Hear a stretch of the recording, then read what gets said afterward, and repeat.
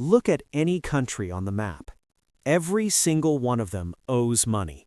The United States sits on more than $38 trillion in debt, the largest in human history. Europe carries trillions more. Japan's debt towers far above its entire economy. Even nations rich in oil, factories, and exports, Saudi Arabia, Germany, China, are deeply in the red. So here's the uncomfortable question. If everyone owes money, who is getting paid? Welcome to the hidden architecture of the modern world, where money, power, and history quietly intersect. Because debt is not just a problem governments struggle with, it's the framework that holds the global system together. Every war, every boom, every financial crash sits on top of this invisible scaffolding of promises. And when you trace those promises far enough, you reach a disturbing realization. The world doesn't owe money to a single master. It owes money to itself. But that doesn't mean the rewards are shared equally. To understand how we arrived at a planet buried under more than $315 trillion in debt, nearly 3 times the size of the global economy, we have to rewind long before banks, apps, or credit cards ever existed. Debt was born on the battlefield. The idea of national debt didn't come from Wall Street, it came from war. In 1694, England was fighting France and running out of gold. The crown couldn't raise enough money through taxes alone, so the king made a radical move. He asked wealthy merchants to finance the war. In return, they received something new, a permanent claim on future tax revenues, backed by the authority of the state. To manage this arrangement, a new institution was created, the Bank of England. For the first time in history, a government could spend money it didn't yet have, and lenders could trade that promise as an asset. This was revolutionary.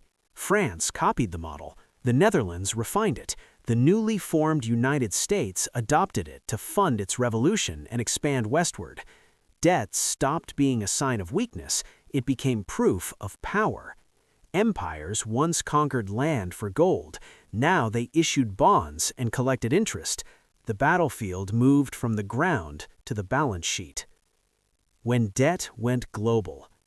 Fast forward 3 centuries, debt is no longer a tool, it's the global operating system. Borrowing now grows by $1 trillion every few months. Every government owes, every bank lends, and every citizen, through taxes, savings, and pensions, plays both sides of the game at once. So who actually holds the debt? Let's start with the United States, because its debt isn't just national, it's global. Out of America's $38 trillion, roughly half is owned to the public, but most of that isn't foreign governments, it's American institutions. Banks, pension funds, insurance companies, mutual funds, and even the Federal Reserve itself. Foreign countries hold only a fraction. Japan owns about $1 trillion. China holds less than many people assume, only a small slice of the total. So when people say America is owned by China, they're missing the point. America mostly owns America. Taxes pay interest, interest flows into retirement funds, the Federal Reserve buys bonds by creating new money. It's a closed loop, real obligations circulating inside a mirror. And this isn't unique to the US. Japan lends to America, America lends to Europe, Europe lends to developing nations send money right back by buying Western bonds. Every country holds someone else's promise. It's a global poker game where everyone borrowed chips from the next player, and the table only survives if nobody walks away. The real power holders. Behind every government bond is a deeper layer of control. Markets. Pension funds, hedge funds, sovereign wealth funds, and central banks manage tens of trillions of dollars. They decide who borrows cheaply and who pays dearly. When confidence disappears, currencies collapse, governments fall, and entire economies are rewritten. Elections choose leaders, markets decide survival. And at the center of it all sits the modern high priest of finance, the central bank. Central banks don't just manage money, they create it. When they buy government debt, they invent currency in exchange.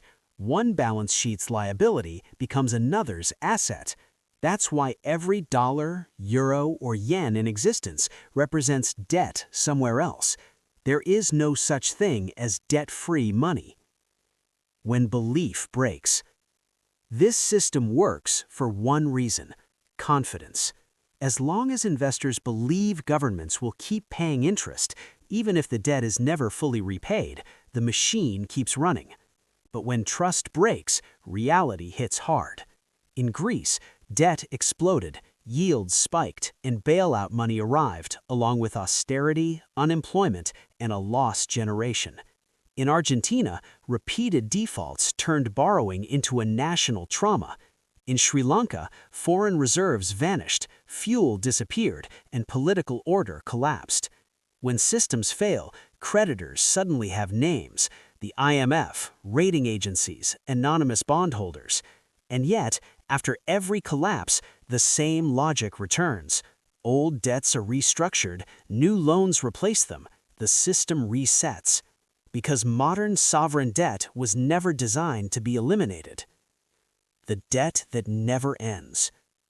Governments don't plan to pay off their debt. That's not a secret, it's policy.